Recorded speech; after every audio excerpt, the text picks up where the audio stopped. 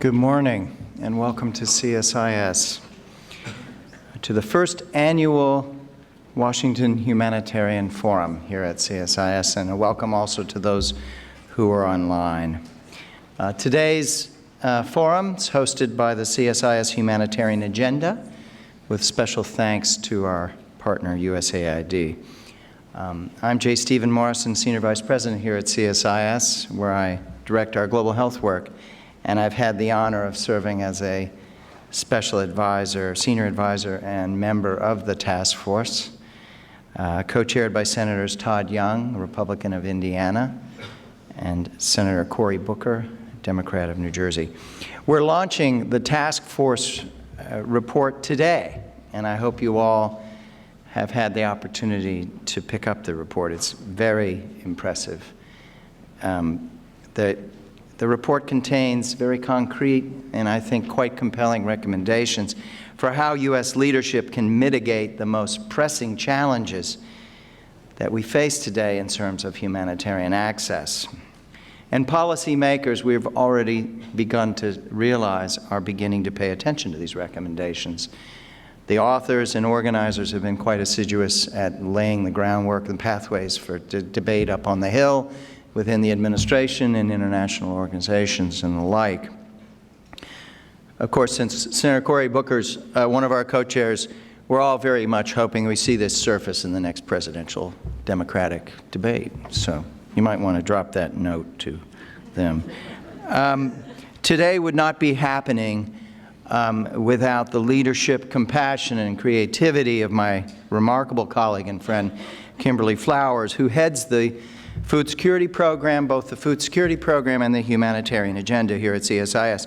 And this is really a moment where she truly shines and has really shown what she's capable of. But most importantly, through her leadership, what CSIS and our partners are capable of achieving. And we're all in Kimberly's debt. She has positioned CSIS to be a lead voice in the humanitarian sphere.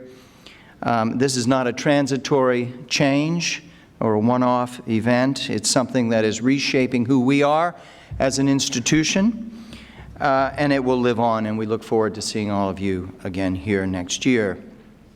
A special thanks to a friend and colleague, Jake Kurtzer, who did an utterly masterful job in drafting and shepherding this complex enterprise, what we have now in the written report. The result is powerful, it's comprehensive, it's very well written and laid out. A special thanks also to John Goodrick, who has handled the logistics, the research, and the many, many details that came into play in pulling us all together today.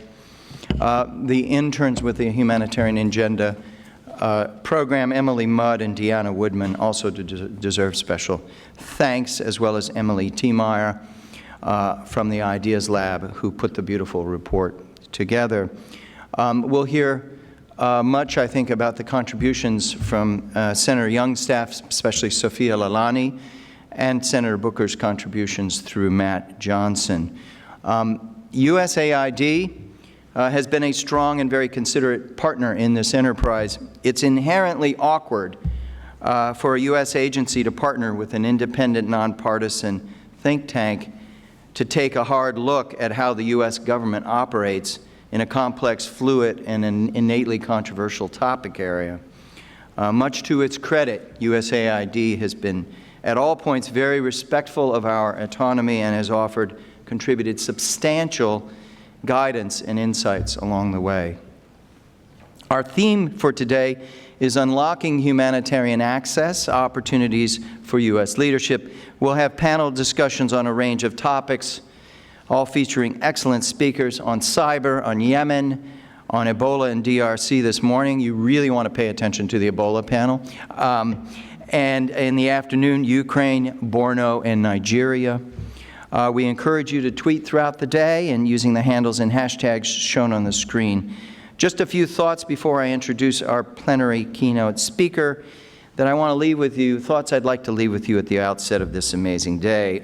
This is among the most timely work we've ever done here at CSIS. As we will hear, We live in an increasingly dangerous world, overloaded with burgeoning crises in which the scale of abuse and neglect of individuals in acutely vulnerable situations has simply skyrocketed. The numbers that are at peril, the numbers which cannot be reached because of deliberate and malevolent action, as well as unintended and other administrative or bureaucratic factors, but those malevolent actions involving perpetrators acting with impunity, the numbers are simply staggering. The demand has peaked in a way we have not seen. And I think it's fair to say we're really not winning at this game, despite the courageous and sustained efforts by many of the people we'll be hearing from today. We do face a monumental problem that is historic and that imposes a huge human price every day. Leadership has waned in many critical places, particularly U.S. leadership. Norms are cracking. Institutions are overloaded. Accountability is often utterly absent. We cannot give up, say it's too hard, or turn away. We need to ask, as we have in this report, what can and should be done? Where should the leadership be found in this next period? The report has calls for four concrete actions. We call for political choice to elevate humanitarian access to its rightful spot among foreign policy and security priorities. We call for a rebalance between humanitarian law, norms, and practice and counterterrorism law, norms, and practice. Two domains, humanitarian and security, that are terribly legitimate but complicated in trying to figure out how to walk and chew gum in complex situations where both are at play. This is I believe, this recommendation is an epic recommendation. It's a very big one. It is a big ask of Congress, of the administration, of the UN and other governments. It requires a different risk calculation, a different risk tolerance. And I commend the authors of this report and the task force members who labored over the complexities and sensitivities of this to arrive at the specific concrete recommendations that we see in the report. When we put out the film, The New Barbarianism, in 2017, that looked at the surge of violence against the health sector across 24 wars, active conflicts, we saw this tension played out in time and time again. And in most instances, when push would come to shove, the Geneva Conventions would be shoved to the side in any showdown where the force and play of counterterrorism policy regimens and practices came into play. These are complex risks of liabilities. There are many complex factors that come into play that are, I think, very fairly and accurately represented in this.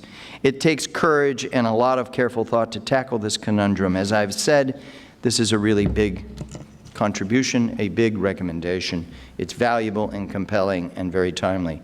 We also call for better use of data, higher emphasis on ending impunity and achieving accountability, and we call for higher investments in training and technology. So those four areas are a great package. They're an integrated package.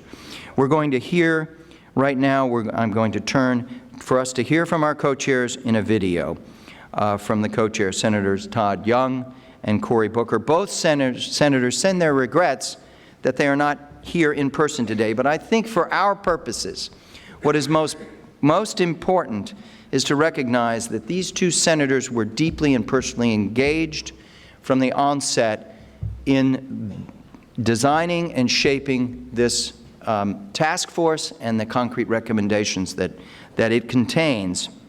They put their names on it. They made the commitment to advance the agenda. In this town, all of those actions are powerful signals, very powerful signals. And again, it's to the credit of Kimberly and Jake for making sure that we had this leadership, this active and engaged leadership throughout, in order to give the power and impact that we need behind these very important recommendations. So we're going to turn to this short video, and then I'm going to introduce our keynote speaker, Mark Lowcock. I just want to, on the last point, emphasize that we went about this task force in a deliberate, nonpartisan or bipartisan basis. embodied most vividly in these two co-chairs. Thank you. Hello, I'm Senator Cory Booker. And I'm Senator Todd Young. Welcome everyone to the CSIS Washington Humanitarian Forum. We appreciate everyone's work to host and moderate this important event. We want to thank CSIS and USAID for sponsoring this event and thank all of those participating for your commitment to serving the most vulnerable populations in the world. I'm proud to be a co-chair of this task force with my colleague, Senator Booker. He's been a valuable partner as we address humanitarian crises that threaten our global stability. And I've admired Senator Young's leadership, his relentless efforts in this space, and all the things he's done to make a real difference. I'm honored to partner with him now over the past several months, in fact, to really work on this task force.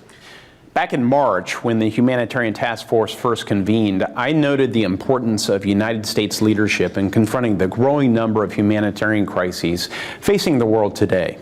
At the launch of the task force, Senator Young and I put forth a challenging proposition to the task force members to identify the range of reasons for access denial, to call out the institutions, including Congress, the UN, and other donors that have not kept pace with the challenges of delivering humanitarian access today, and make bold recommendations for improving access.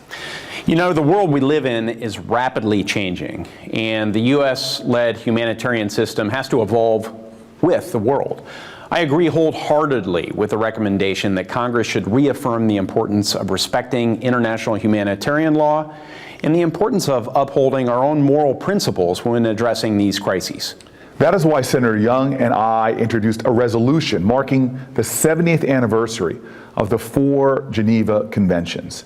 The resolution expressed concern about significant violations of international humanitarian law on contemporary battlefields and encourages U.S. leadership in ensuring greater respect for international humanitarian law in current conflicts. We were proud to pass this resolution through the Foreign Relations Committee unanimously. The recommendations in the report are a call for each one of us to increase the impact of humanitarian funding in each institution represented here to ultimately reduce human suffering. When enacting legislation, Congress should also look to ensure that global priorities like counterterrorism and saving lives through humanitarian aid work in harmony rather than being at cross purposes. We hope that this forum and the report will re-energize the conversation around how to access the most vulnerable among us and compel those in the humanitarian ecosystem to innovate how we deliver assistance effectively. A humanitarian disaster in one corner of the world can affect all of us. We should harness this information to more effectively deliver humanitarian aid and to identify obstacles in a more timely manner. Thank you again for being here.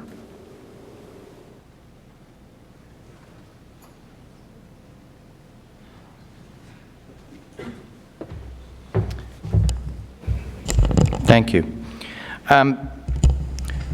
We could not have a better individual in a better position to open today's proceedings than Mark Lowcock, Undersecretary General and Emergency Relief Coordinator, head of the UN Office for the Coordination of Humanitarian Affairs, UN OCHA, since 2017. He has been very generous in his giving his time to CSIS in the recent period since he's taken up these duties. We're very grateful to him for that generosity and that he's found time to be with us today. He brings 3 decades of humanitarianism and development experience, previously served as the Permanent Secretary in the UK Department of International Development, has firsthand, in that role, firsthand experience in humanitarian crises and natural disasters across a spectrum of places: Libya, Syria, Nepal, Philippines. He brings compassion, commitments, leadership, incisive insights, and a commitment to problem solving for problems that oftentimes simply elude quick solutions. His job is not for the faint of heart or for homebodies. He's, as far as I can tell, in the air a lot, if not all the time. All of the really bad news migrates to his desk, where he's tasked with reversing the decline of the respect of international humanitarian law, figuring out how to mitigate proliferating famines, and respond to the burgeoning population of refugees and displaced persons. The Secretary General and the UN Security Council rely on him to rally and coordinate all of the relevant UN agencies, as well as operate with other donors and NGOs in roughly 20 crisis zones where he's called upon to lead. And it is Mark that the Secretary General and the Security Council turn to often when they need analysis, guidance, and actionable proposals for things that they need to undertake in a quick fashion. So we're going to hear Mark's prepared remarks in a moment, and then Kimberly will join us for a conversation that she will conduct with Mark, and we will leave time in the program to hear from you. So please join me in welcoming Mark Lowcock.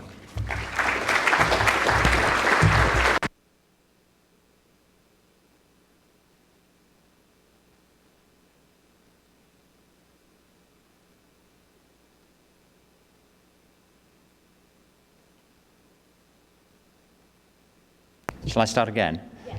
Yes. Steve, thank you very much indeed. I am honored to be here today at the first annual Washington Humanitarian Forum. I'm a great admirer and an avid consumer of the excellent analysis produced here at CSIS. And today's report, Denial, Delay, Diversion, is very much in the mold. And I congratulate the task force, led so ably by Kimberly Flowers, for doing such a fantastic job. I also want to endorse what Senators Young and Booker have just said about why access to people in need must remain a core humanitarian, political, and security imperative. Thank you also to USAID, both for its support for today's event and its unfailing leadership in global humanitarian policies and programs, including those of my own organization, the Office for the Coordination of Humanitarian Affairs, OCHA or OCHA. Why is this report so important? Because denial, delay, and diversion are both the biggest reasons why there are more people now than ever before in need of humanitarian assistance and protection, and why it's harder than it used to be to meet those people's needs. As the task force's report clearly spells out, principled humanitarian action is under attack across the world. Yes, but why is that the case? Two big things, in my assessment, have happened. First, we've seen the emergence of globally interconnected terrorist groups who simply do not accept the norms and standards the rest of the world has adopted over the last 200 years, but especially in the wake of the Second World War. And second, largely as a result of the current geopolitical reality, problems that 20 years ago would not have been allowed to arise or would have been contained and then solved faster are getting worse and dragging on. States and others that once would have feared the repercussions of denying humanitarian access now feel they can act with impunity. The increase in denial of humanitarian access is therefore a symptom of the fact that the world has a major accountability problem, and I will talk more about that later.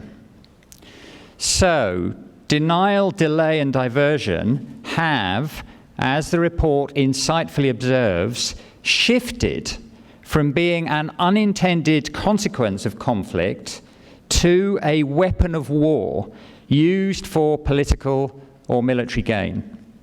The report is full of examples of that: the use of siege and starvation in Syria, garrison towns in northeast Nigeria, humanitarian extortion in South Sudan, bureaucratic blockages in Yemen, and so on.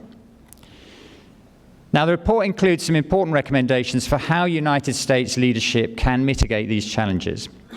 You are in a uniquely powerful position to make respect for international humanitarian law and principled humanitarian action a priority, as the report proposes. You have a strong tradition as a champion of humanitarian action and of human rights. You are by far the largest contributor of funding to humanitarian appeals around the world, though I am glad to say that your share of the burden is falling a little as we become a bit more successful in persuading others to do more. Your combined military, diplomatic, and economic power, and your global presence, your global reach and influence, together with your policymaking capacity, still allow you to set the agenda.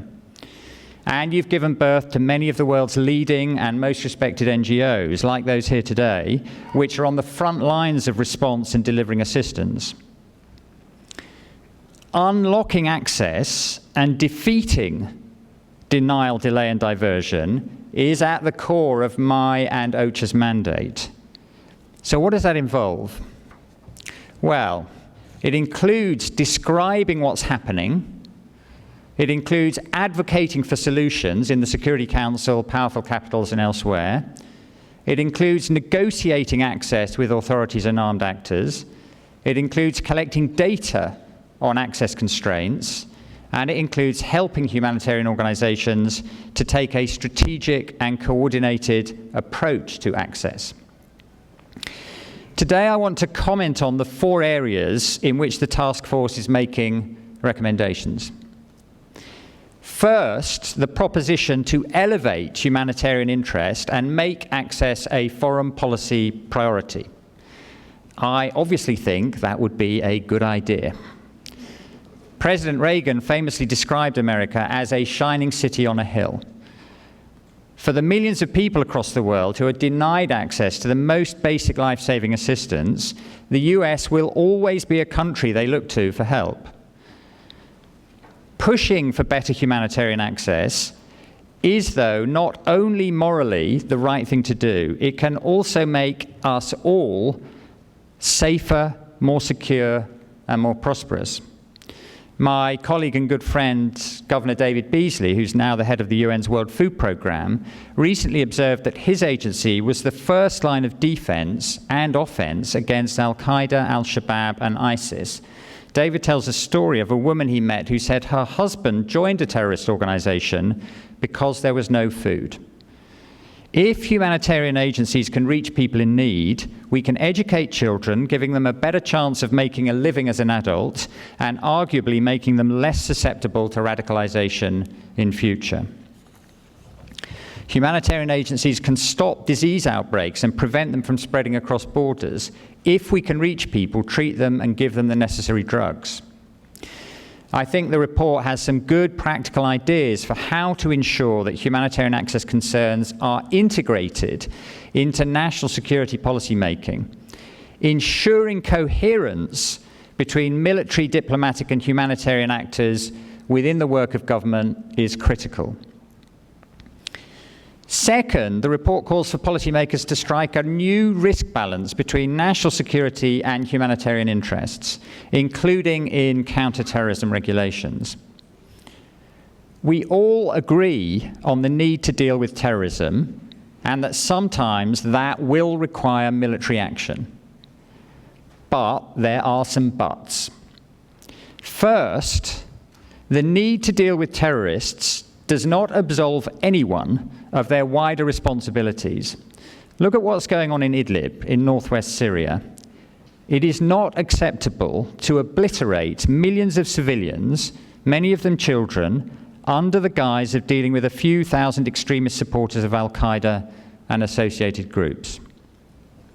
Second, it's now clear that some of the financial measures contemplated to deal with terrorist financing have unintended and damaging consequences for humanitarian action without materially contributing to counter-terrorism objectives. The recent debate over whether to add Al-Shabaab to the Security Council's list of prescribed organizations is a case in point. I can't find a top-quality military or security analyst who thinks that would help the fight against terror. But it was clear to everyone that it would have undermined a humanitarian operation on which millions of people rely. The Security Council's decision not to go down that path was therefore an important one.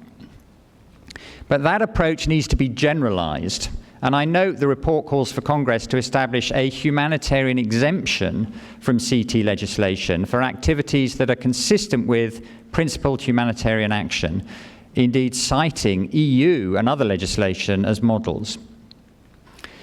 The report's third set of recommendations are about harnessing the power of data to systematically monitor and document access constraints and increase the costs of access denial. I couldn't agree with you more on the need to develop a robust evidence base to better understand access problems and solutions. My office currently monitors and reports on access constraints, as Steve mentioned, in 20 crisis countries, and we use that analysis to underpin our negotiation and our advocacy. We've rolled out new methodology in South Sudan, Mali, Iraq, and Syria, not only to identify access restrictions, but also to help us better understand their impact on needs and on humanitarian operations. And that work will help us take better informed decisions. I want, by the way, to thank USAID for their support on this, both in funding OCHA's access activities and in promoting this work with other donors and humanitarian partners. Fourth, the report calls for training for humanitarian staff and donors and new technologies to overcome access constraints. I agree on the potential for new technology, whether it's IT, mobile money, monitoring drones, new health products, or a host of other options. But I wanted to make a point about the importance of efforts governments and aid agencies have made in recent years to expand training of militaries, both state and non-state, in international humanitarian law. These efforts work best when they show how the laws relate to local norms and values and widely accepted standards of behavior. And when they're followed up with programs to integrate international humanitarian law into military doctrine, standard operating procedures, and codes of conduct, which can have a self-disciplining effect, the ICRC has many lessons to share from their work in this area. Such training and policies and frameworks must explicitly address measures to prevent the use of sexual violence, especially against women and girls. If we want such efforts to work, we have to show why complying with the law is in the armed group's own interests, by highlighting the costs of violations, but also the potential loss of strategic gains. The Norwegian Refugee Council, and I think my distinguished predecessor, Jan Egeland, who is now the head of the NRC, will be here later in the day, has launched a first online training course on humanitarian access, and it's a very useful tool for everyone in the humanitarian community. And finally, I said I would return to the question of accountability. In the 1990s and the early 2000s, there were signs that the international community was making some progress on accountability. The establishment of the International Criminal Court and the emergence of the responsibility to protect concept in the UN gave many of us hope. Although the impunity we see in the world today is certainly disheartening, we still have to invest energy and resources into accountability tools and mechanisms. Because one day, justice will come to the perpetrators of the horrific crimes we see around the world. We continue to need to boost national capacity to carry out impartial investigations into allegations of violations. At the global level, the Security Council can play an important role, as it's demonstrated, for example, by the International Criminal Tribunals for Yugoslavia and Rwanda. So can intergovernmental institutions like the Organization for the Prohibition of Chemical Weapons, which brought us one step closer towards identifying perpetrators of chemical weapons attacks. Let me leave you with one last point. Senators Booker and Young say in their letter opening the report, "We believe that the role of governments is first and foremost to protect their people. That is clearly right. And the converse is also true, that those most able to protect people are governments, not NGOs or the media or the Red Cross or the UN. So let's make sure that governments are never allowed to forget their responsibilities and that they have the capacities to live up to them. Thank you very much.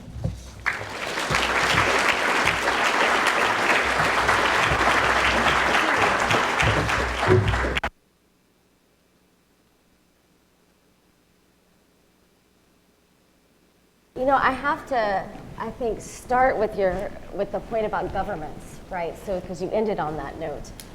And I, of course, immediately think of Venezuela. And how do we help countries not forget that responsibility, particularly in today's day when you have conflicts or you have governments who want to deny there's even challenges, much less let aid into the country. So talk to us a little bit about how you handle that in the field, you and your staff, in terms of dealing with governments who don't take that responsibility seriously. Well, in almost all circumstances, everybody, especially the UN, because the UN is a member states organization, has to operate with the acquiescence of governments. There are very rare exceptions. The cross-border operation that we run at the moment from Turkey and Iraq into parts of Syria, it does not have the acquiescence or enjoyment of the government of Syria, but the Security Council has taken decisions that we should do that nonetheless. But those are very rare circumstances. And the humanitarian community consistently finds itself caught in the middle of on the one hand, the rock that we can only do things which whoever's in authority or has power in the places we're talking about will allow us to do, and the hard place that, because the whole system is voluntarily funded, we can only do things that people will give us money to do. Now, in the case of Venezuela, 6-8 months ago, there was not a recognition by the authorities of Venezuela that there was a humanitarian crisis, a problem.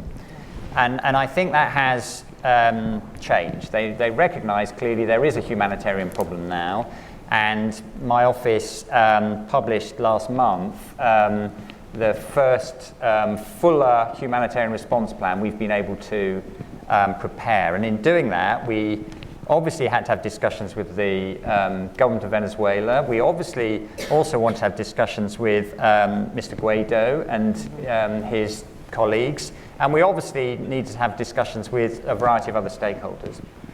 And the conclusion we've come to, which we set out in the report, is that there are continuing access constraints and operating constraints. We would like there to be more international NGOs able to register, for example. We would like the customs procedures to be more straightforward. We would like better access for UN agencies and NGOs to fuel. We would like less interference from different sorts of people setting up checkpoints around the country. But we also have reached the conclusion that those things collectively can be overcome. And the binding constraint for operations in Venezuela right now is actually the finance. The UN could be providing more drugs and immunizing more kids and keeping more people with HIV on their antiretrovirals, together with the NGOs and the Red Cross, if there was more money. So that is an illustration, if you like, of the thing we see everywhere we go, that you need to get the acquiescence from those who have power and control, but you then need to keep the confidence of people whose resources you're trying to raise. Yeah. In your opening remarks, thank you for really going through all of our points in our report, and no surprise, especially our high-level points that you agree with. Was there anything you disagreed in the report? And is there any recommendation that you think should have been included that we didn't include? I didn't find much I disagreed with. Well, that's not interesting. I know, but I think I think what you've set out is a first set of things that, if they all happen, would move us forward materially. But there's two sorts of problems. There's problems that, like the problem that's arisen from unintended consequences of counterterrorism legislation, which are relatively tractable. And I think it's a good idea to focus a large effort on those things which there's a good chance of making progress with. But then there's a different category of problems which are actually much bigger, which are to do with the behavior of various parties which generate all the cases of denial, delay, and diversion. And that involves finding some way for ISIS or Boko Haram or whoever it is to behave in a different way. Now, if they were to do that, their benefits would be much higher than the benefits that we would get from improving the way the CT legislation works. But the truth is, that's a much harder problem to solve. So I think it's a good idea to work hard at those problems where we're going to make some progress, and not to pretend they're the biggest problems, but they are the ones that we can generate some progress on. Yeah. One more question before I turn to the audience. Next week is UNGA, the UN General Assembly. So I'm curious what you're hopeful for in terms of what's going to actually rise to the top of priorities of UNGA discussions.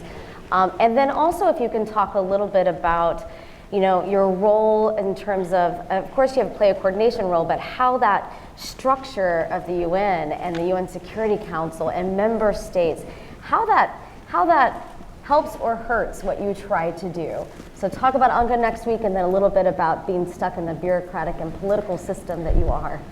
Well, let me take the second thing first. The world in its wisdom has decided to create an agency for food and an agency for refugees and an agency for children and all the other agencies and the wonderful NGOs and the Red Cross. And the truth is there is not a single problem that those agencies are trying to deal with that any one of them can deal with on their own. Yeah. So there has to be a coordinator.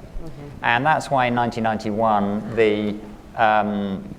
the General Assembly passed a resolution which established the role I'm now in which I'm the lucky 13th holder of this position. And the most important and powerful unit of organization in human society is the nation state.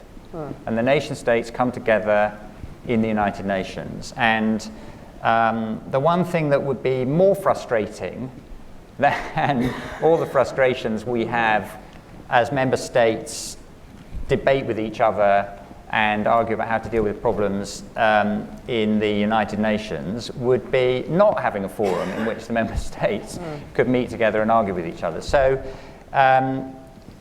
it is, if you agree to do one of these jobs, you are buying into the construct, and it's not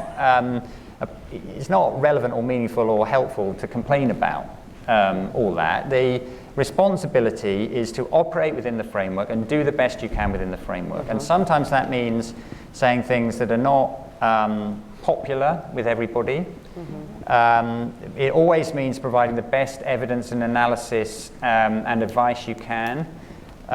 It means trying to act in a responsible way, but it crucially means living up to the values and the principles that the founders of the United Nations in 1946 set out. And if you do all those things, then sometimes what you'll find is the member states can take decisions which will improve things, and sometimes you'll find it takes longer to do that. Yeah. So that's basically the mindset I try to bring to this with my colleagues. That's nice and positive.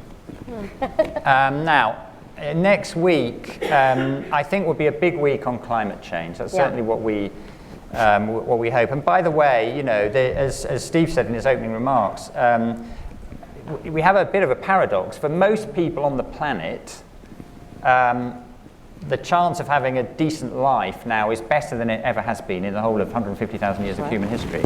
But if you're in the one or two unlucky categories, including the unlucky category of the 140 million people who I'm worried about every day, that's not true. And so we've got the highest ever caseload of people needing humanitarian assistance and the largest bill to meet those needs. So there's a paradox there. And I do hope that next week we will, the reason why we've got the highest level of caseload is driven by three things. Firstly, conflict, which is the biggest cause of suffering. Secondly, climate change, bringing me back to my climate change point, why I'm glad that climate change is going to be prominent next week. If the world deals better with that, I'll have less to do, or my successors will have less to do. And thirdly, we have these chronic cases like in the Sahel, where there's drivers of problems, growing populations, environmental degradation, changes in climate, which means that traditional lifestyles aren't viable in the way they used to be, and that creating conflict and displacement, and the world is not dealing with the underlying drivers of those problems, we're just dealing with the symptoms. Dealing with the symptoms and not the drivers is a surefire recipe for failure. So for those three sorts of reasons, there's growing humanitarian caseload, and I hope that we will also get a bit of attention and progress on the next things that need to happen. For example, to avoid a massive conflagration in Idlib, in northwest Syria. We have important meetings on that. To move forward the situation in Yemen, to deal with make sure we can bring the Ebola outbreak under control, to try and contain a deteriorating situation in Afghanistan. On all of those things, we will have important meetings. We'll also have some meetings on one or two places where there's a chance to move forward. And I think I particularly want to encourage people to pay attention to the opportunity in Sudan. I've been working for more than 30 years on Sudan, and I think that now is the best chance we've had for a generation to enable Sudan to escape from the trap it's been in. But unless there's enough support for the Prime Minister, who everybody I think has a high regard for, there is a serious risk that the expectations of the people for a better future will not be met at a fast enough rate. And the US does have a very important role to play here, because one of the things they need to do is take the actions necessary to get off the state sponsor of terrorism list, because that's the way to unlock access to normalization of their relations with the IFIs, where again the US has the most important role, candidly. So I hope people will think carefully about how best to support and incentivize the new authorities in Sudan to give the country a chance, first time in a generation, to escape from the trap it's been in. That's great. Let's turn to the audience, and I just want to invite, I know we have reserved seating up here, but those can be taken. So anyone who wants to come in, please do. Feel free to sit up to the front. We don't have a lot of time, so I'm only going to do one round of questions. So I'll take a couple. Let's come up to the very front here. Go ahead and come up to the front with a microphone, and we'll go right here first. Oh, thanks, Hannah. And if you can just keep it brief, and please be sure to give your name and organization. I'm Peter Humphrey, an intelligence analyst and a former diplomat. It seems to me the biggest no-brainer out there right now is the Russian bombing of hospitals. And I want to understand why I'm hearing nothing but crickets. It seems to me that this is the easiest thing to get an international consensus, 95% of humanity, to simply not deal with Russia until they stop bombing hospitals. Is it that the Russian people don't know what their government is doing on their behalf? Is that something the UN should maybe take the lead on? Great, thanks. We'll take a few more questions. Let's take one from the woman in the glasses right here. Can you pass it down? Right behind there. Do you see her, the woman with the glasses? Can you raise your hand again? Yep, there we go. Thank you. Hi, Abby Brule with Concern Worldwide. I just have a question going back to the issue of accountability. The UN Security Council has passed so many resolutions, most recently 2286, on the protection of healthcare, or not bombing healthcare facilities, and protection of personnel in conflict, as well as 2417 on conflict and hunger. And it's just wondering, how do we get the Security Council to actually use these tools and have them have teeth, and not have them be something that sits on a shelf and have them just patting themselves on the back as a moment in time, and then we move on. So how do we actually make them useful tools? Great. I'm going to stand up because I can't see if we have any questions on this side of the audience. Let's do the young man in the back. Yeah, you with your hand, you got it. Thanks. This will be our last question. Hi, thank you. Matthew from Partners for Development. I see that humanitarian operation would work best, most effectively in coupled with international development effort. But the fact is that currently, like the political climate has allowed leading nations and countries like the United States or the UK or Italy, France, Germany to regrets from compacts and agreements that would help further sustainable development. So what do you think us as people who's working in this space can do in order to prevent that from further happening? Thank you. I'm not sure if I understand. Can you repeat it one more time? Are you asking how do we support sustainable development, or can you ask the agreement. The agreements? Yes, supporting the sustainable development in this political climate of regressing international cooperation. Okay. Got it. Great.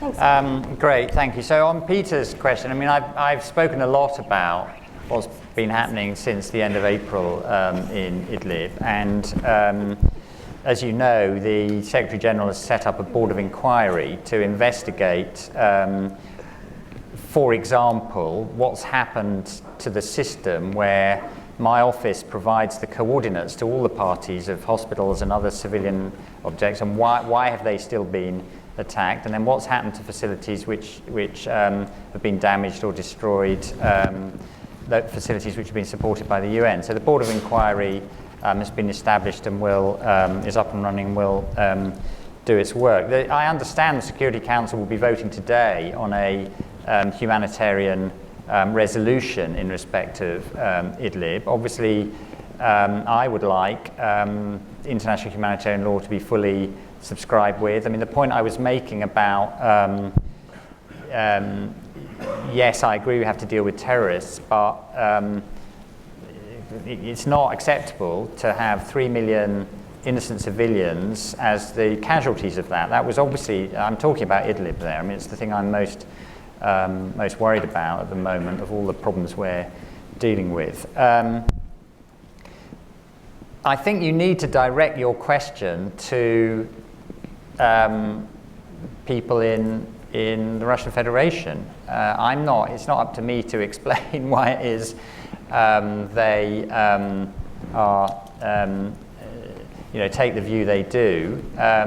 The Russian Federation ambassador gave a press briefing on Monday in New York where he reiterated their commitment to international humanitarian law and set out their side of the case. And I think that this is something that needs to be debated and resolved by member states in the Security Council. The staff of the UN, people like me, our job is to serve up information and advice, but states have the responsibility to comply with the laws they've all signed up to. That was really the point I was trying to emphasize, my very last point. That's the way states behave is the most important thing. I mean, Abby's question is a related question, really. Why do member states pass resolutions in the Security Council and then not comply with them? And I think that's a very good question. And we repeatedly update the member states on what has happened in the light of their resolutions. I think it's better to have the resolution than not to have it. But I think the Security Council members of the Council need to think carefully about the impact of consistent non-compliance with things they've agreed. Over time, I think they need to worry about lack of following up on what they've said they would do. That's something they need to be careful about. I mean, on Matthew's question, the solution to all the problems that I'm trying to deal with is peace and development.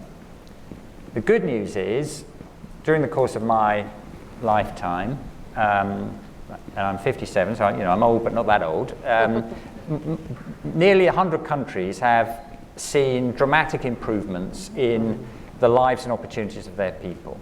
And there's 30 or 40 countries who haven't seen the benefits of that. So if those 100 countries can escape and can see some progress and can be in a position where life is getting a little bit better for most of their citizens, there's actually no reason why the remaining countries can't do the same. We're clearly in a bad period now, but there's no reason why with effort and determination and collective will, we have to stay in this bad position for the next 50 years. It's a good positive note to end on. Mark, thank you. Thank you for being here to kick off our first, what we hope, of many Washington Humanitarian Forums. Thank you for your lifetime of leadership and service in the humanitarian space. We really appreciate you being back at CSIS. Let's give Mark a round of applause. Very good question. I'm not answering very well. Thank you so much. Am I staying here?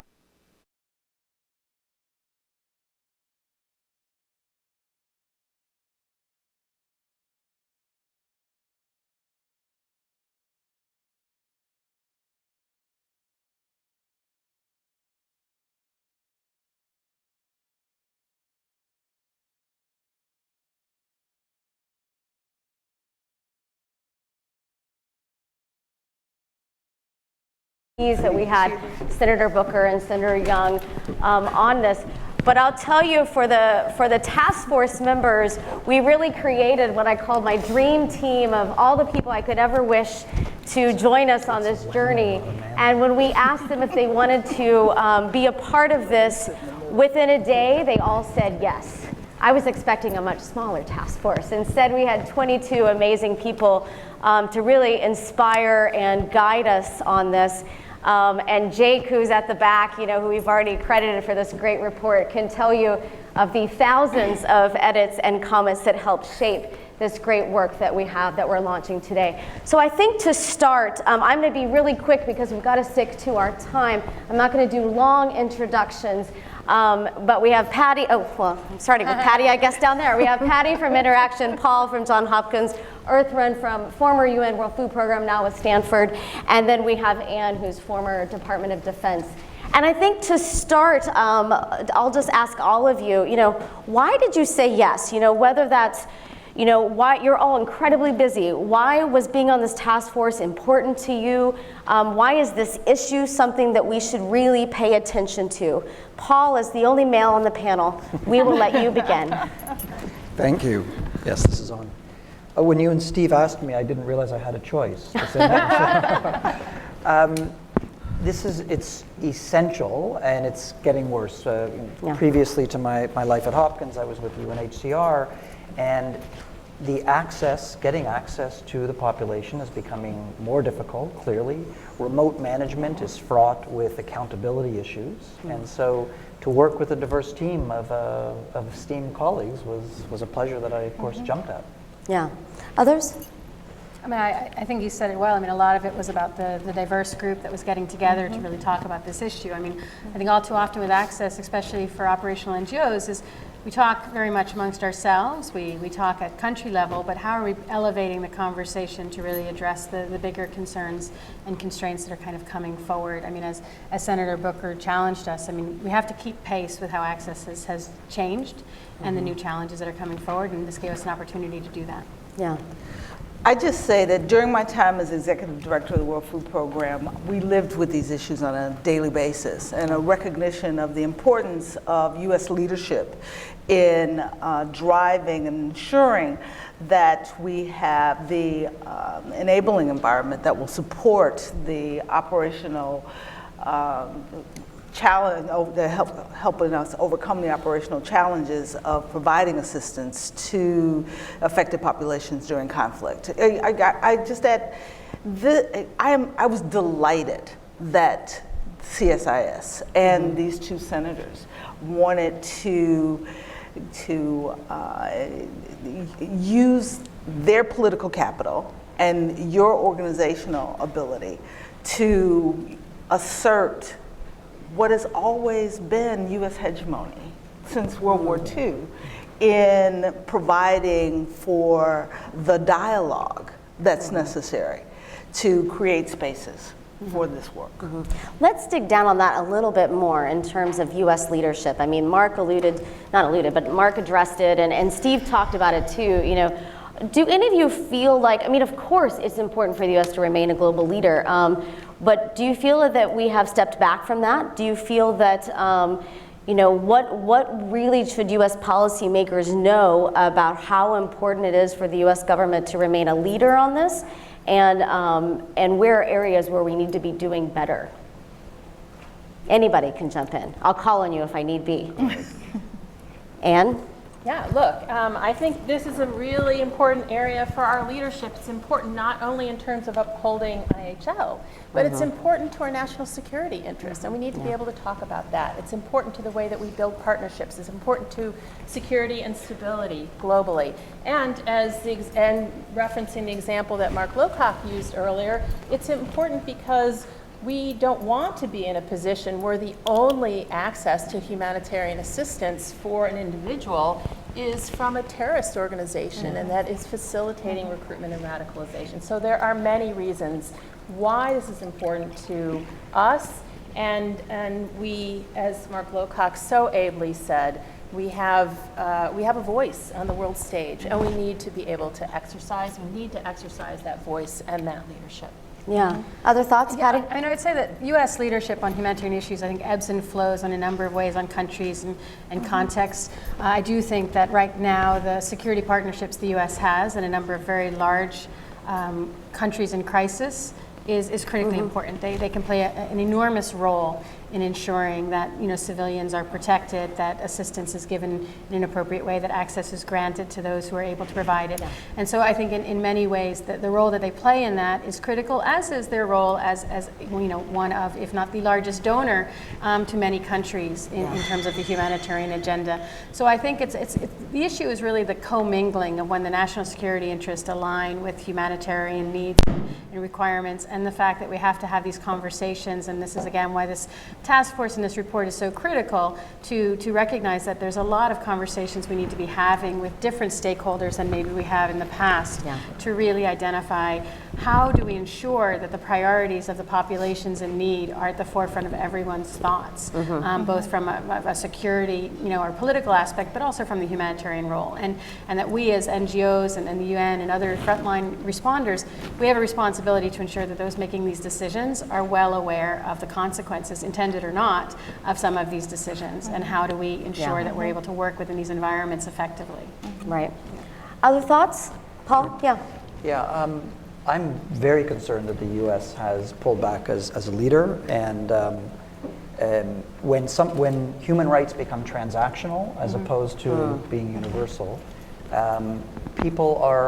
other countries that in the past would not have done certain things because the U.S. would speak out, and that's not the case now.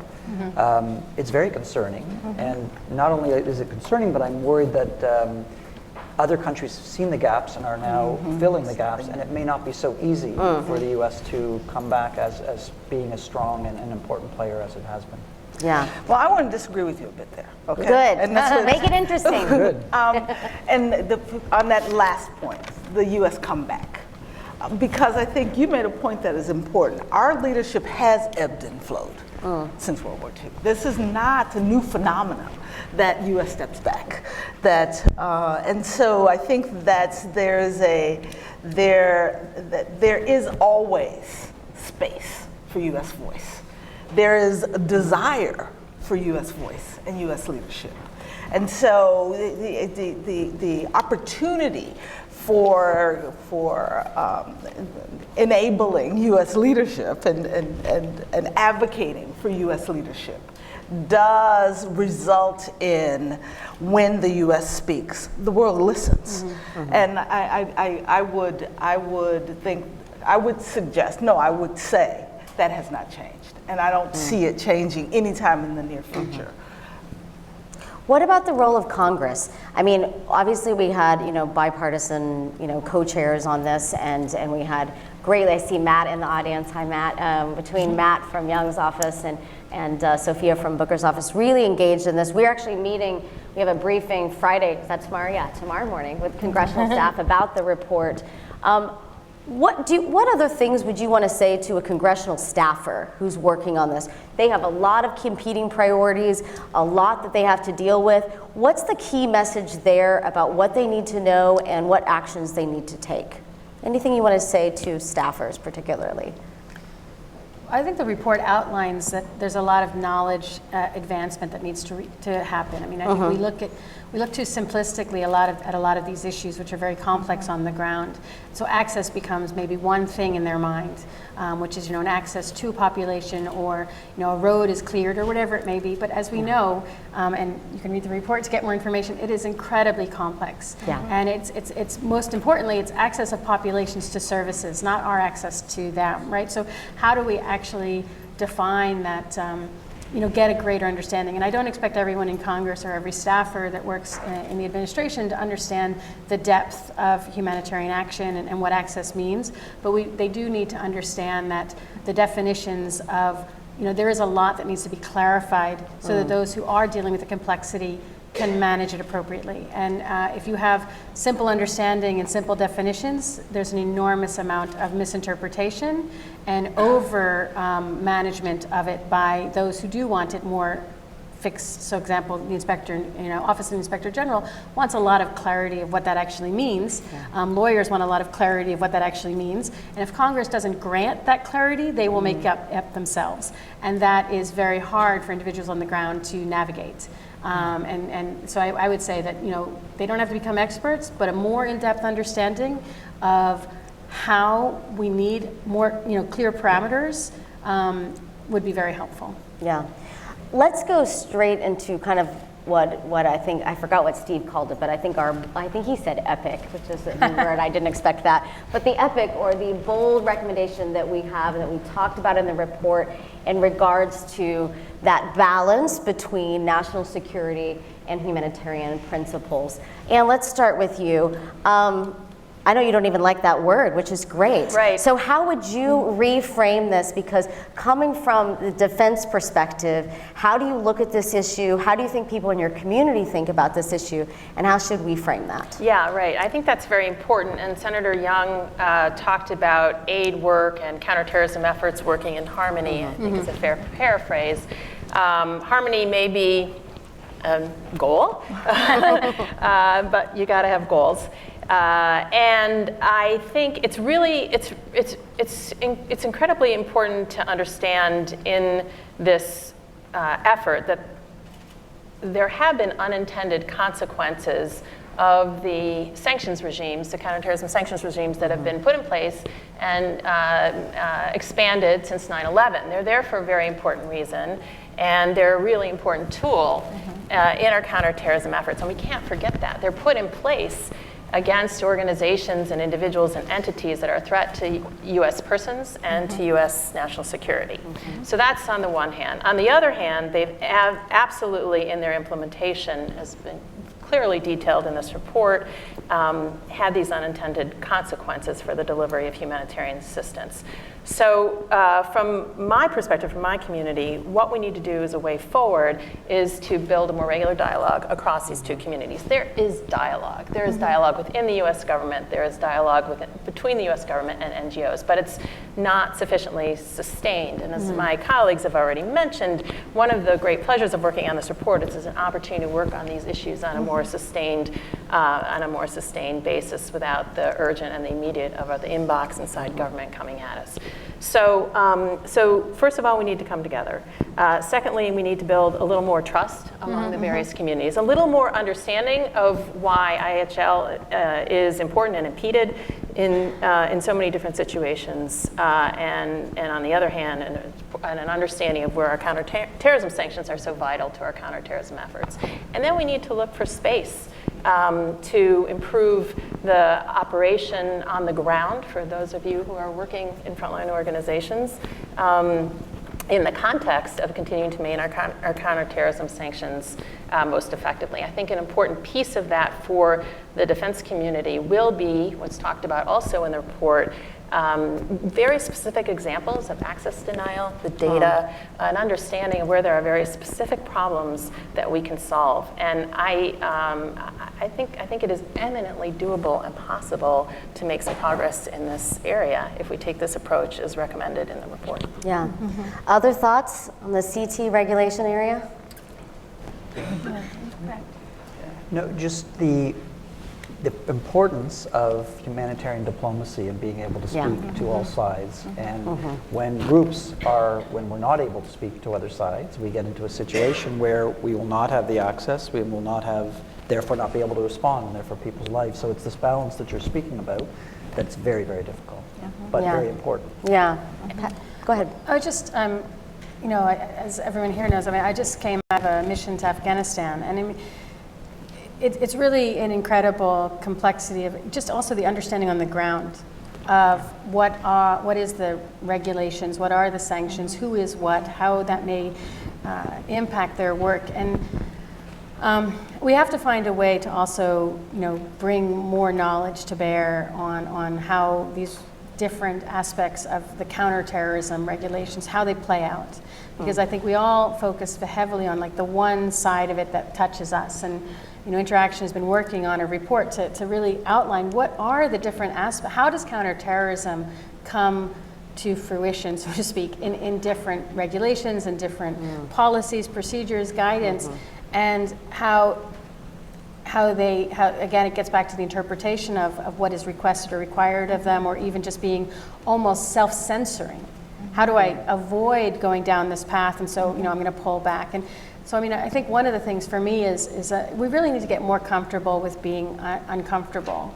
Where, you know, for example, even just listening to the ERC up here speaking about, you know, the rock and the hard place, and the hard place is the funding. Oh, no.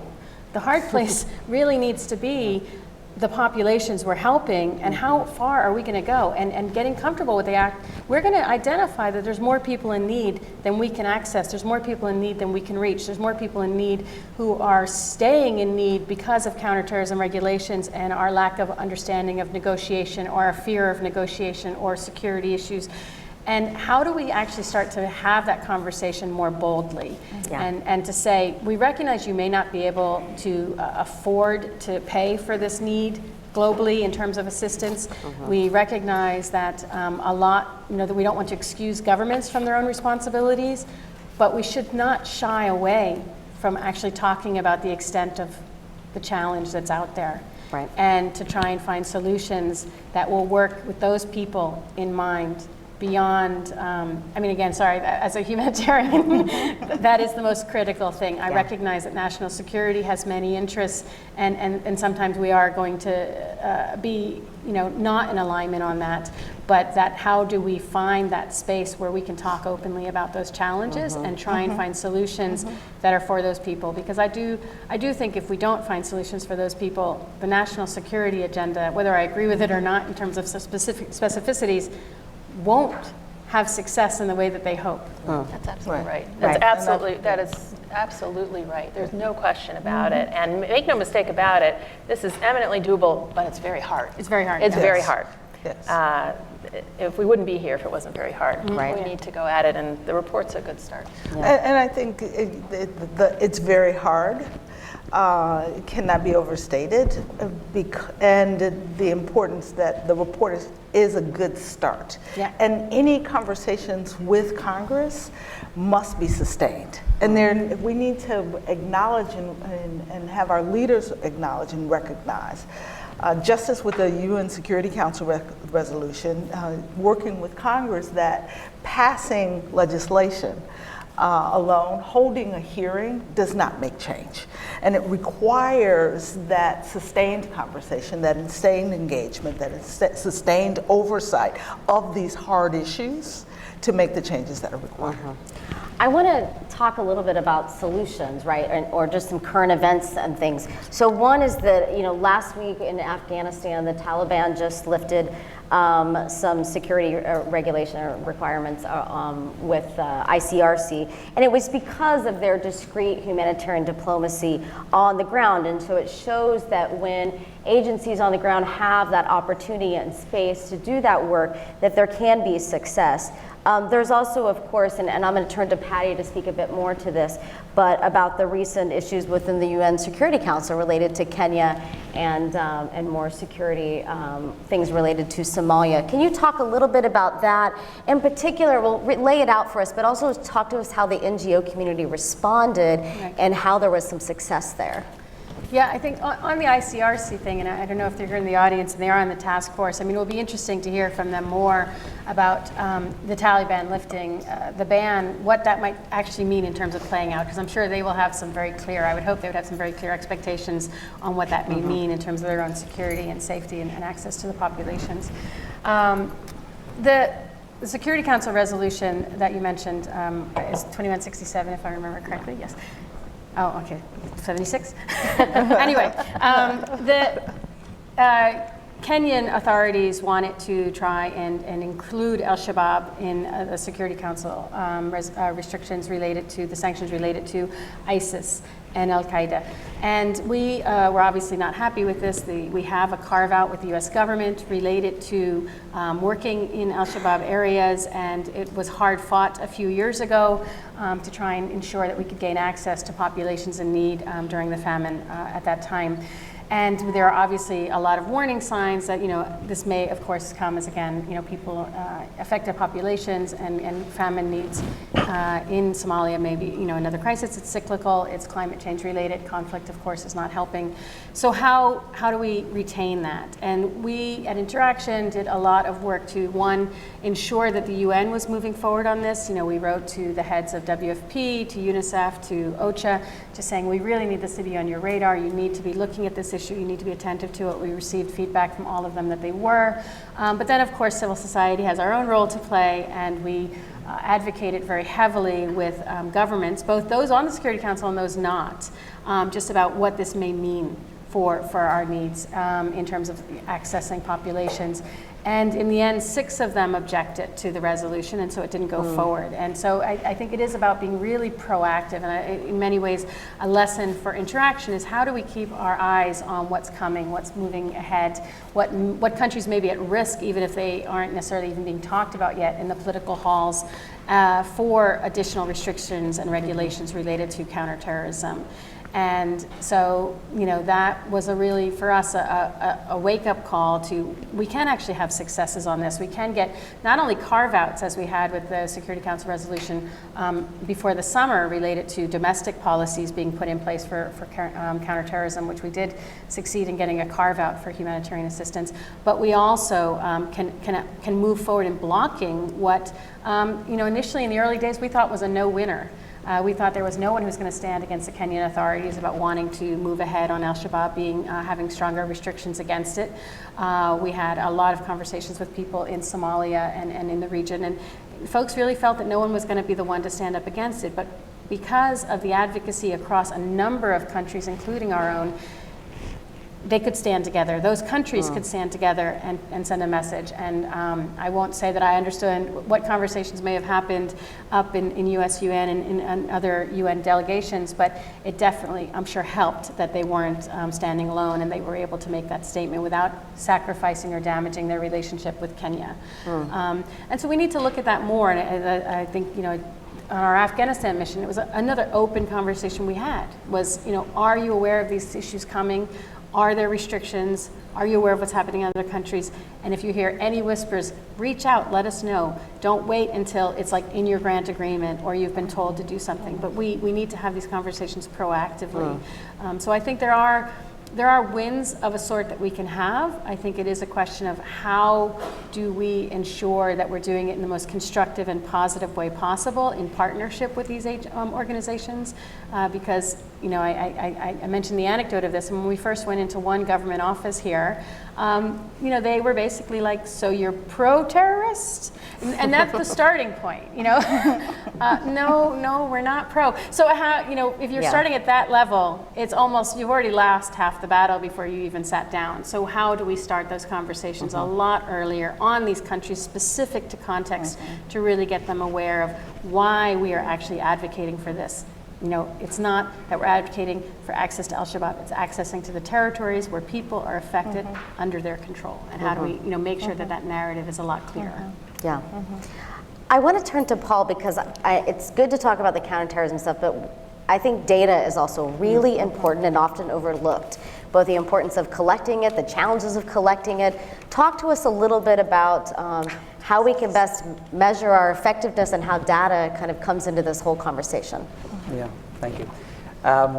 It's problematic, and I think it's probably one of our biggest Achilles' heel. The further we go in terms of insecurity, the worse the data are, and mostly when you look at the humanitarian response plans, we did an analysis of Yemen, Syria, Afghanistan, and South Sudan, and you look at what they plan to measure and what they actually measure, and what they never follow, it's not followed upon because they don't choose the correct indicators and the methodologies, but mostly it ends up being process indicators. And so we really do not have an idea of effectiveness, and then more importantly, about prioritization. It's with making difficult decisions because there is not enough money, but we don't have the data and even the methods yet to be able to look at how to prioritize. So one area that we're working on with Gates is to look at existing humanitarian indicators, so not to create new ones because we don't need new indicators, we have way too many, but to actually try to look at the level of access to the population and the level of resources, and then look at, so when you have access and you have resources, often a population-based survey is the best way to go, but as you go further and further out, it's more difficult to do. So what are the methodologies can we do? What proxy indicators? And could we have some sort of standardization? Because sadly, it's extremely difficult right now to really know how well we're doing in many of these contexts. Yeah. I want to turn to the Can audience. I just add yes, on of to course, that? 'Cause I think Go it's ahead. important. Because part of the challenge as you go further out is lack of access to population and lack of access to the information. It's not a lack of desire for the collection of that data. And that's why I think technology is so important and the investment in additional technology to ensure that we can use new communication vehicles and tools to get access that has not historically been available for not just providing assistance, but for the collection of data and information. Yeah, absolutely. Okay, let's turn to the audience. We'll hopefully have time for 2 rounds, so raise your hand just like before. Let's come right here in the very front. And same as before, stand, give your name, organization, and keep it brief. Thanks. Mike McDonald, Alliance for Global Resilience and Regeneration. The concern that I have is, can we actually get ahead of some of these problems and create regenerative communities and societies that will face climate change and the other global challenges that we have? If you look at just the situation with the Bahamas, people coming to the United States that would routinely come in and are now blocked just because they're at their darkest hour, that's an indication of something very wrong. But in addition, these societies like Haiti and the Bahamas can't really recover in the sense of what we've been thinking of recovery given what's coming. So we need a new paradigm that's more focused on resilience and regeneration.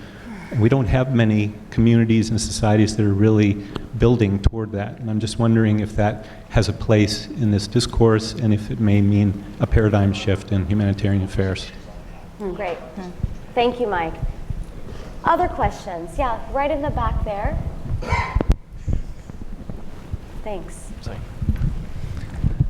Oliver Quast, Social Impact Partners. I wanted to ask about the use of data. You were saying that it's used to measure efficiency. But if we have got good, reliable third-party data, this data can also unlock innovative financial mechanisms. So we don't need to rely on donations only, but we can think of impact bonds, insurance, cat bonds, and I wonder what your take is on the use of data for these purposes. Thank you. Great. Let's go ahead and come right here to the front.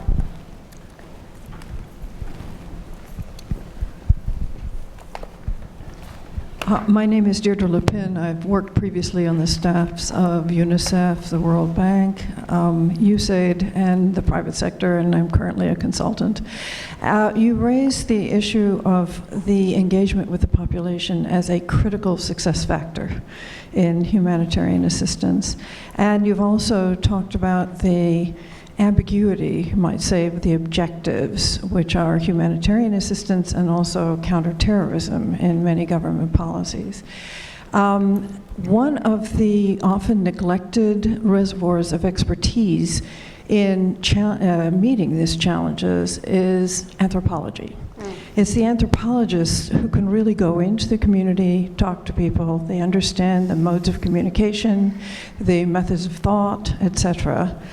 And yet, when the anthropologists are approached, they sometimes recoil at what they see is this ambiguity of objectives in government policy or international policy. And I'm wondering if this ever entered into your discussions, the human social and cultural behavior effort that was made by the military, for example, early on in Afghanistan and Iraq and so on.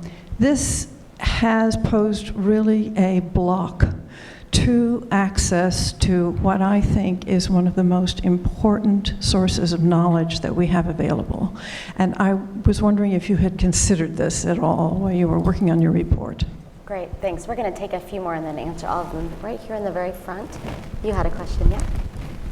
Right here in the very front. Thank you. Hi, my name is Agron with International Advisory Products and Systems. So I was just wondering, access may not necessarily lead to good and effective programming.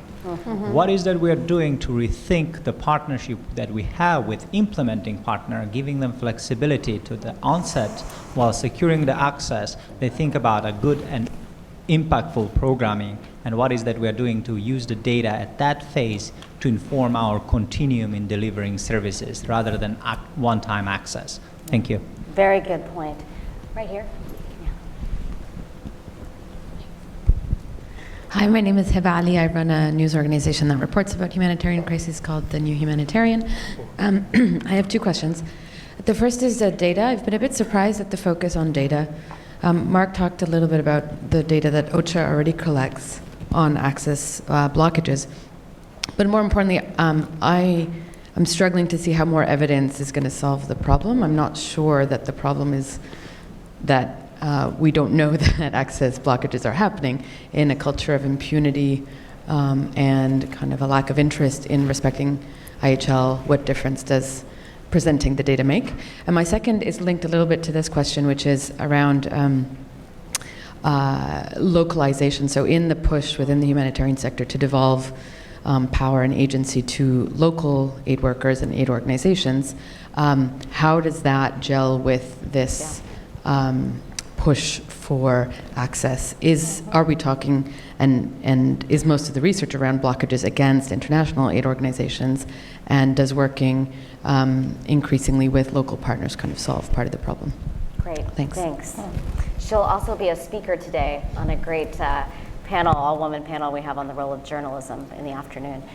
Let's go ahead and turn, there was a lot of data, so let's start with you, Paul. That surprised me. I didn't think a lot of questions would be on data, so I'm sure you're pleased. Why don't you start and answer any questions you wish of those, and then we'll come down the line. Okay. So one of the issues, I think I missed your name, but you were talking about impact bonds and other areas. Very important. I was just talking to Lisa from OCHA specifically on that. It is easier, if I could put that, use the words, to measure parametric indices for bonds for natural disasters, for example. You can clearly measure rainfall, you can clearly measure food prices. Now there are a lot of bonds and insurance for epidemics. Again, it's measurable. What we were talking about is the problem of, in conflict, how can you, the predictability of actually looking at displacement.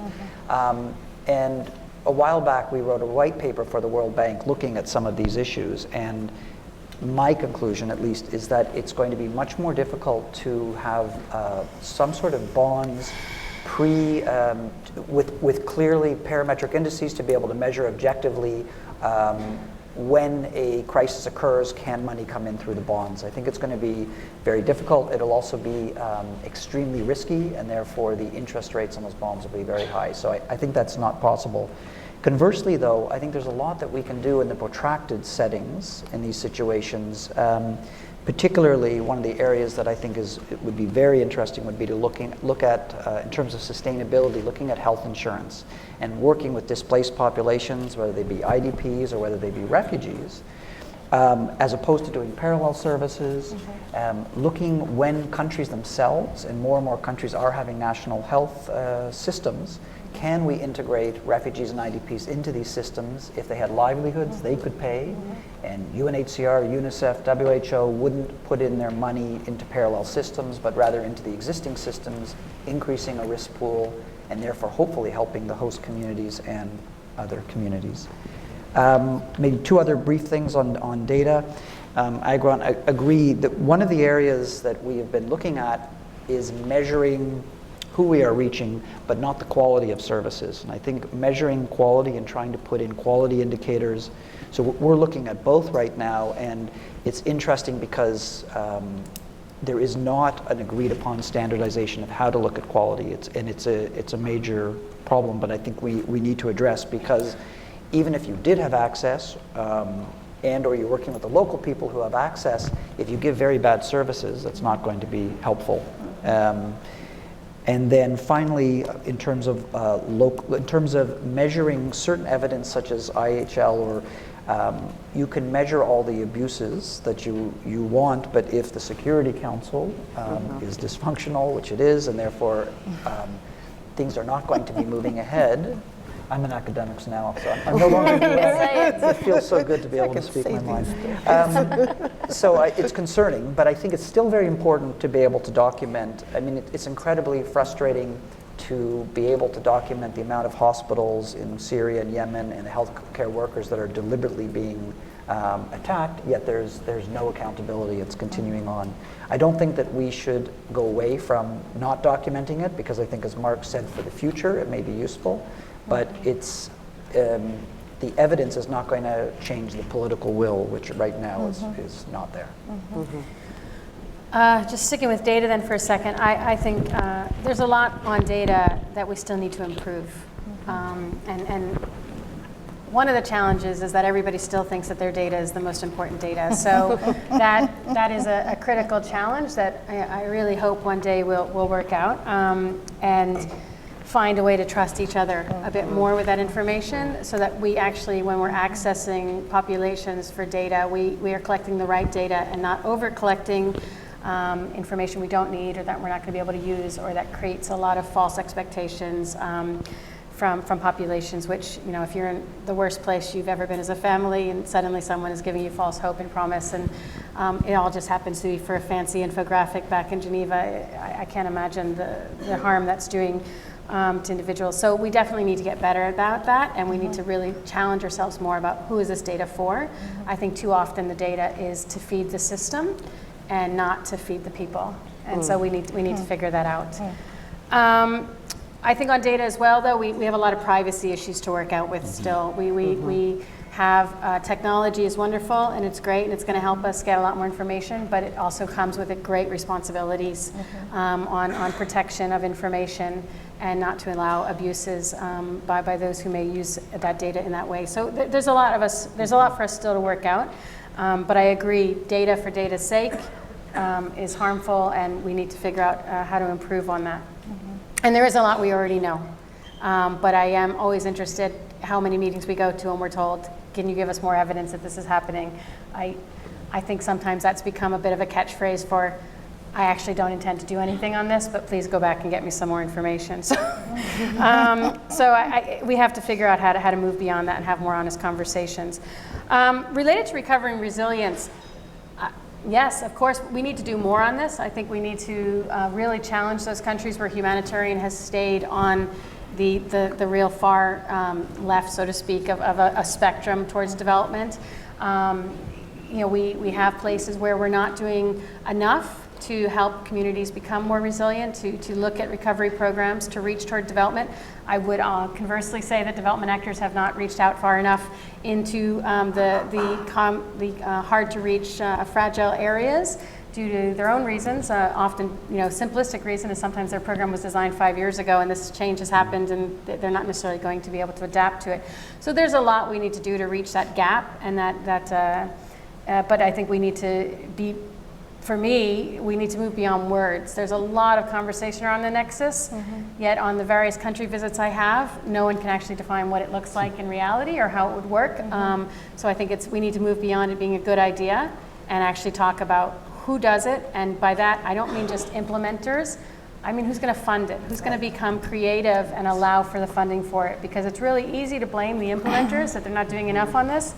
Guess what? If they don't have the funding to do it, it's not going to happen. And so, the donors need to accept some responsibility that their own siloing has left this population in the lurch as much as individual humanitarian development programming has done so. And if I can just add, it also needs longer term and more flexible funding. Right. 1 year funding is not going to cut it, and you've got to have adaptive management to shift gears when needed. And we have to be a lot more flexible. And then I think implementers need to be more open to exploring those programs as well if that funding becomes available. In terms of programs being more impactful, I would hope no one would disagree that we need to get a lot better about that. This gets back to my earlier comment, though, that too often we're setting the programming based on the funding available. And if the funding available is for, truck and chuck, unfortunately, that's what happens, even if everyone in the room knows that that's not the right program. And so, again, it comes down to we need to have a lot more honest conversations about that and really challenge ourselves about how to get there. Are we going to reach less people in an impactful way and leave others completely unassisted? I mean, these are the Sophie's choices that humanitarians are making every day on the ground. So while I agree that we need to be more impactful, I do think we need to recognize that the root causes of why we're not is not necessarily because of a lack of interest or willingness or experience or education or knowledge of the humanitarians to do so. I think it really ties to our system and how it was defined and designed, and we have not yet caught up with our aspirations in funding and in flexibility, and so we need to look at that. I also think we need more static presence. When we talk about access, you want to be impactful, you have to get to a place more than once a week, more than once a month. You have to have a presence on the ground, and so that's where access does have a huge role to play in how we look at impact. I just want to touch on the localization. I agree. We're talking a lot about moving power and agency to national actors and how do we get there. But as with other things, we're not really talking about some of the root causes of why we're not necessarily moving there. Part of it is partnerships. We need to improve at how we work in partnership. We need to explore it. Part of it is also just that funding mechanisms prefer to go through international actors. And how are we going to challenge that? How are we going to explore that better to move forward? Counterterrorism regulations are a large part why some donors won't go directly to national actors. So that's part of the challenge if we want to have better access. And I don't subscribe to that national actors necessarily have better impact or programming than internationals. I think sometimes it comes down to scale, sometimes it comes down to access to population, sometimes it comes down to the staff you have on the ground. There's a lot of factors there. But we should be looking for those who have the most ability to do the best work with those populations, having the greatest programming and access with them, designed with them. And we also need to be more attentive in our partnerships to risk mitigation versus risk transference. A huge issue we still have. Everyone, of course, pointing the finger at why they've done it in a certain way, but bottom line, we all need to start looking at ourselves and what have we done to help mitigate the risks that we're passing on to partners or that we're accepting from others and then passing on to partners. And again, I think we are very good as a community at pointing the finger at everyone else, and we need to get a lot better at what are we doing to help move this agenda forward? What are we doing to help the conversation? I'm going to leave the anthropology question aside for the moment. I think the simple answer is I don't recall us actually discussing it in the task force. I do know, though, that a lot of organizations are exploring how to be better about understanding communities. While anthropologists are not necessarily on the payroll for a lot of organizations, I think in some contexts they are, especially I think probably for Ebola it was looked at in terms of bringing them in. How do you have that real strong culture change? But I think the shortcut answer is we rely often on our national staff and national actors on the ground to guide us and advise us. And I know that there's faults in that because we are not always necessarily getting the populations themselves. We may be getting an educated elite from a capital or whatever. And I do think, though, there's a lot more conversation on that than there was when I started my career. So I think we are getting more aware of it, whether we've actually found the expertise we need on staff, maybe a work in progress for some. Well, I don't want to repeat, that was a really good response. But I think on the resilience question, you said that we often talk about, and we talk more about the nexus and the humanitarian development divide and what are the things that we need to do than what is actually the operational work that occurs that overcomes that divide. And it is about the funding. Much of it is how donors fund agencies to operate is within the divide. Right. And it's not to overcome the divide. But there's also an operational challenge there as well. That there's certain tools that operators have on both sides of the scale that we need to recognize. We need more nimbleness in how we perform as the response evolves over time. And that is a challenge that I would, and I'm no longer in the chair, so I can say this, that we as a community of operators have not embraced. And so there's work to do in that area.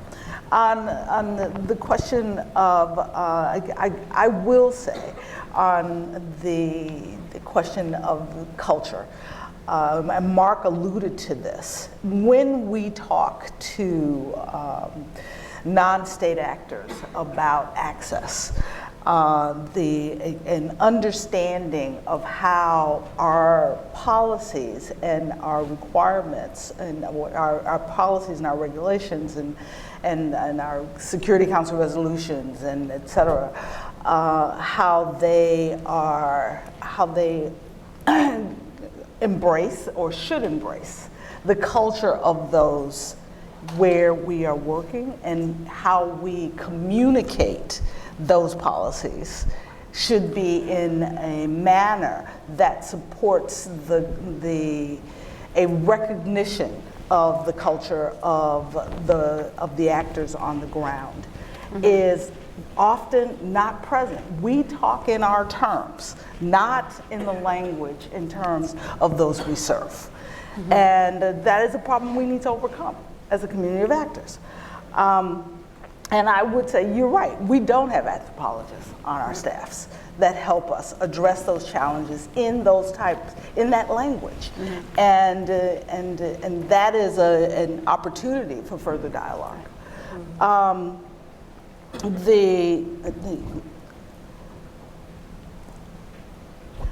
The question we've talked about the question of data and evidence, and no, that does not change behavior, but the importance of moving beyond anecdotal data to actually evidence that is supported by the collection of real-time data over time, and not just spot collection of data, cannot be overstated. And it may not change the dialogue today, but it is truly necessary to building the case for how we operate over time. These are hard questions that no one conversation is going to resolve. And so our continued collection and accumulation of data to support ongoing conversations is how we will achieve the change that's necessary. All right, great. Anne, final thoughts? I just wanted to underscore much of what has been said, and especially what Earthrin has articulated in terms of the data. Those who want to act with impunity are going to act with impunity. But those who want to find solutions need the data and will utilize the data in their decision making. Yes, data can be used as decision avoidance. I need more information. I'm not ready to make a decision. But more often than not, I think it is absolutely essential to the way that we function within our communities, within the U.S. government, and across communities. So this is a very, very important recommendation, and I hope that we'll find a way forward out of this report. And thank you. Thank you. That's my final thought. Thank you, and thank you all. Yeah, thank you. So before we break for coffee, I have a couple of quick announcements. One is, as we break for coffee, there are going to be walls that come down that start to separate our 3 panel breakouts. So I suggest you gather your things and leave this room. Raise your hand if you remembered to bring your business cards today. Not that many, shame on you. Okay. Even if you didn't want to raise your hand, I encourage you during this break, but especially during the long lunch that we have today, there's a lot of really great knowledge sitting out here too. So use your business card, share a few today, use me as a reason for having to do that. Remember, for the panels today, we have over here to your far left, we have cybersecurity on this side. This middle panel will be for Yemen. This is for the breakouts that happen in 10 minutes. And over here to your far left, to your far right will be the Ebola outbreak in DRC. One other note on the back of your programs is the Wi-Fi password. You probably already saw that, as well as emergency exits. If there's any issues today, I'm your securities control officer, and the exits are this door right here. Now, before we break, I want to give a huge applause to 2 distinct groups. First of all, to our task force members that like each other so much they can't stop talking. Which is great. Sorry. No, it's great. Yes, great. I also want to take a moment to recognize our AV team. At least CJ I see back there. I don't know if I see Travis around. There's a lot to put together an event like this, but from the videos to the live webcast, we have thousands watching online. Thank you for watching us. But let's give a huge round of applause to our AV and our event staff. Great. Enjoy your coffee break. Panels will start in about 10 minutes.